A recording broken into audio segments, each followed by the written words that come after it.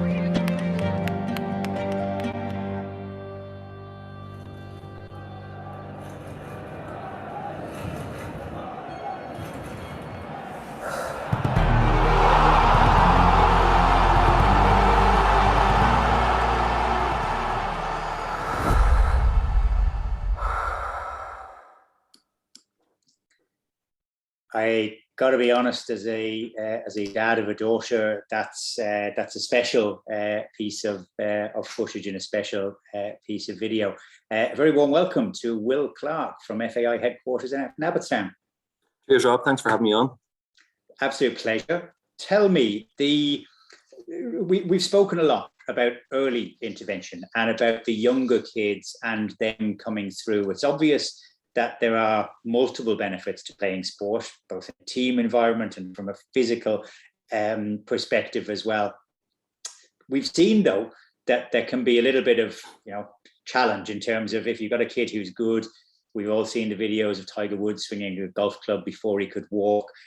And then we go to the other side of it, where Fintan McCarthy, our Olympic gold medalist, who hadn't gotten into a boat until he was at the age of 15, you're charged now within the world of soccer in Ireland of creating a pathway which is going to bring the kids from playing well to playing at the very highest level. How big of a challenge is that? Yeah, look, it's a massive role within the association, within the sport, Rob, and obviously I've started in the role. I'm here 6 months next week, I think. So it's been a bit of a whirlwind since I started last March, but I'm really enjoying the challenge. And basically my role is, the FAI League of Ireland Academy Development Manager.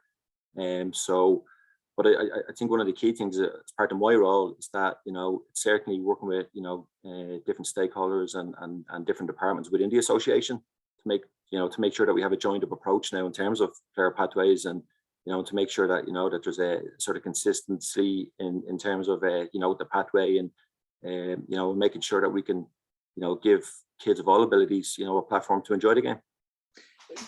We've seen over the last couple of days, Gavin Bazzuno, Andrew Omobamidele, coming into the team, having come through from a very Irish, structure. They didn't go away to England at the age of 13 and uproot family and all of the rest of it. Is there an optimum age for bringing kids into a performance culture so that we're not putting too much pressure on them at too young of an age, or is that something where there's research is continually developing? Yeah, no, look, I think the thing about player development, it's like development is non-linear, so kids can show potential at different age groups, to be honest with you, in different ages. And I think, certainly in my previous role, and you'd see players and they show a lot of high potential at a very young age, although they may not sort of deliver and follow through on that potential. Whereby you also have other players who may not show potential at an early age, and they might come through later. So from our point of view, it's important that we have systems in place and player ID and talent ID processes in place to make sure that that we can sort of capture those players that show potential at whatever age. So there is that great phrase that hard work will always beat talent when talent doesn't work hard. And I've always held the view that I always worry about the kids at the age of 8 or 9 who show exceptional talent and who are the ones who are dominating midfield and spraying passes around and things like that, because perhaps they feel then as though they are so good that they don't need to work as hard at the basics and the fundamentals. And then when they get caught up to by their teammates, they struggle to actually sort of, to cope with that. And more often than not, they disappear out of the sport. Is there an optimum age? Is there, like, that sort of the point at which we can make a call that we can say from the Shamrock Rovers Academy or the Bohemians or Drogheda United, Sligo Rovers or whoever it might be, Peamount United, is there a point at which it's good to go into that system? Yeah, look, again, it's a very individual decision from a player's point of view and obviously a parent's point of view. As I say, like if you look at like kids and if you look at football as a sport, like the grassroots pathway is the bedrock of the success of the sport, if you like. So from our point of view, it's important that we have different programs in place to ensure that if kids are showing potential at a certain age, that's great, and we can they might join a development pathway.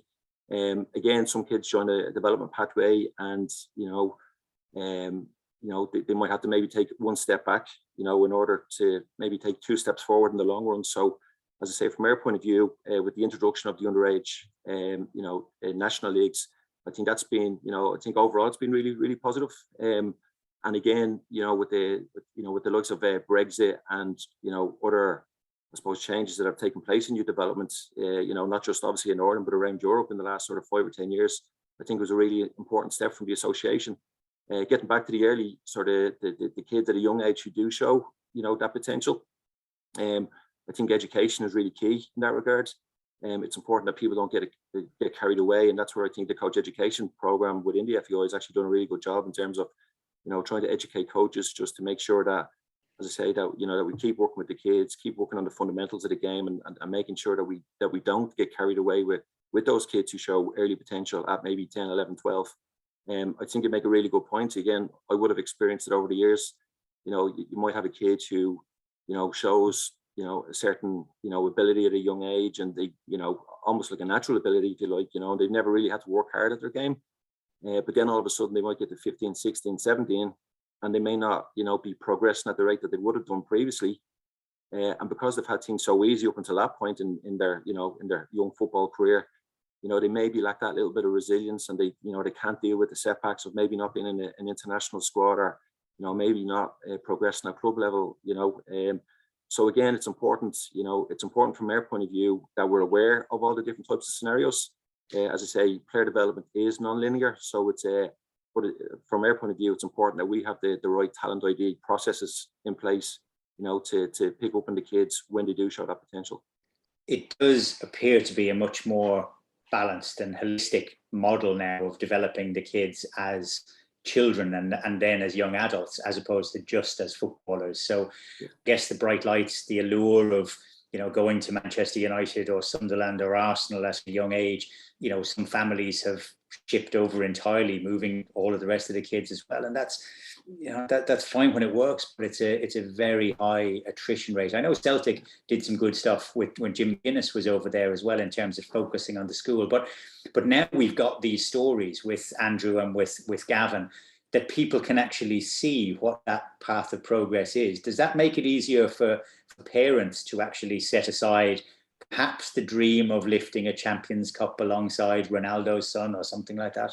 Yeah, I think so. Like, even if you look at, say, Jamie McGrath's pathway as a player, and so Jamie obviously would have come through, the schoolboy pathway here, and then obviously into St. Pat's, and he would have got a scholarship, through St. Pat's and Maynooth, and he obviously got his degree, moved on to Dundalk, and then obviously he moved over to the UK, and obviously I think he's made his debut obviously in the last week or two, and that so from our point of view within the FAI and within football in general, and the League of Ireland, education, a dual career of trying to develop as a player professionally, and obviously making sure that players continue their education, be it through second level into third level and so on.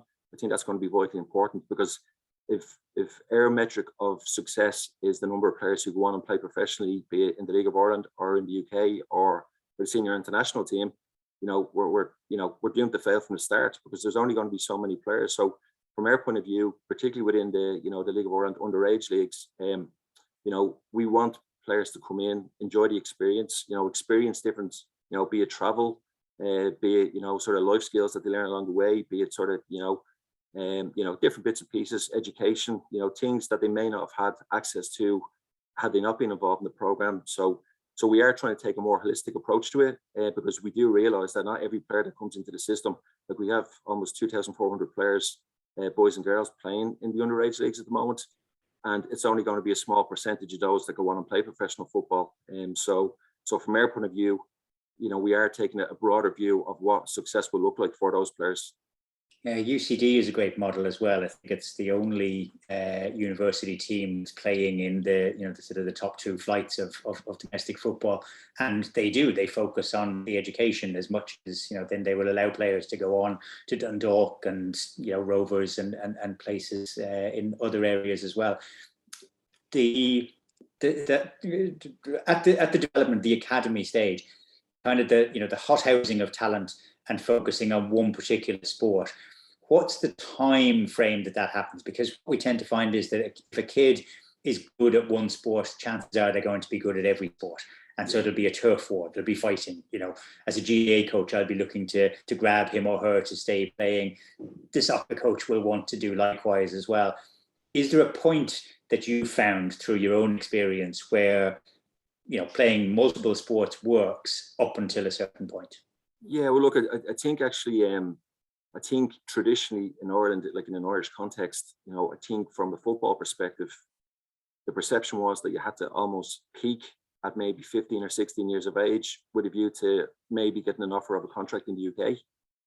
That's no longer obviously the case anymore. So I think that's an advantage. One of the key advantages from from the impact of Brexit on Irish youth development.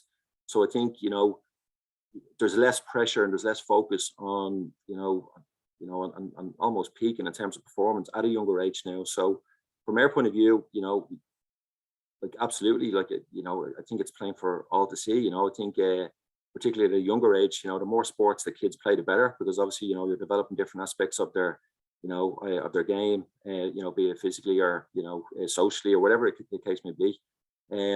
But I think really when you look at it now, and you're probably looking at around 14 or 15, where you would like players maybe to, if they make the decision, by the way, and obviously it's an individual's decision, that maybe they start to focus maybe a little bit more. But that's not to say that they shouldn't play other sports socially and for enjoyment and things like that. So it's so I think that's quite important as well, because I think when you get to a certain stage, like ultimately, no kid starts playing football or Gaelic or rugby or any other sport at 5, 6, 7, or 8 years of age to become a professional. So that's just part of that particular process. Obviously, if kids show potential along the way, but from our point of view, as I say, it's important that at a young age, kids do experience different sports, and and obviously look, they'll find their own level and their own favorite sport as time goes by, and that so it's but certainly from academy point of view and from a development point of view, really it's sort of 14 and 15. You would like maybe players to maybe sort of take it a little bit more seriously, but that's not to say that they shouldn't play other sports socially and for enjoyment. Okay. Last couple of things. Ken McHugh is in the room from Sari, and has asked a couple of good questions there in the chat room. He makes a point about Northern Ireland, which is doing well at the moment, and the lads and the girls. They've got a national academy. We've gone down the path of the club route. Is that was that considered as regards a national one like they have in some of the other countries? Yeah, well, I think at the moment we're going through the consultation process in relation to the new FAI strategy. So all of these sort of conversations are being had, across the game, be it internally or externally. Again, I know obviously a national academy has come up in the past, particularly when you look at some of the smaller nations. But I think from our point of view, a national academy tends to focus on very, very few players, Rob, to be honest with you. So it's and I think the good thing about having the underage League of Ireland is that it's a much broader base. in terms of the number of players that we might be able to get through the system.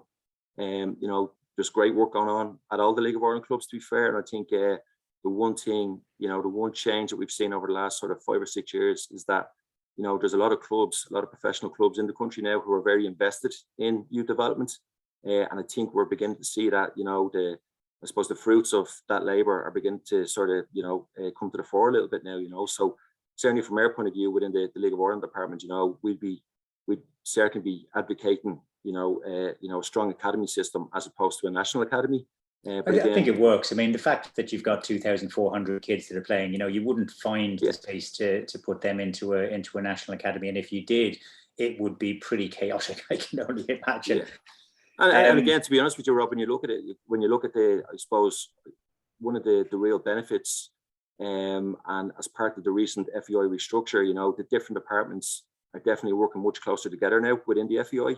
Whereas that may not have always been the case. You know, we may have been working in different silos and sort of doing our own thing, but there's certainly a more joined up approach now. And, you know, so all the different, you know, whether it's our own department working with grassroots or working with the international department or high performance or coach education, football for all departments, you know, we're very much on the same hymn sheet. So, you know, as I say, the key thing here is it's probably more to do with the fact that we don't want to miss out on any talent, you know. So, because as I said earlier on, you know, development really is non-linear. You might have a player who maybe comes through at 17 or 18 who, you know, who may not have been part of any national programs along the way. So yeah, look, there's not a one size fits all approach, to be honest with you. So, you know, but as I say, all those discussions are being had internally at the minute. So it'll be interesting to see what plays out in the strategy. I say, well, if we have 20 men's and 10 women's club looking for those future stars, if they can find a striker amongst them that can knock in a few goals, even better. Absolutely. Still. It's been a great pleasure talking to you. Football has been very much in the spotlight during the course of this week. There are those you know, who would be kind of looking to the Premier League and thinking that, no, this isn't good enough. We should be winning these matches. We should be getting the crack and going off to the European Championships and the World Cups.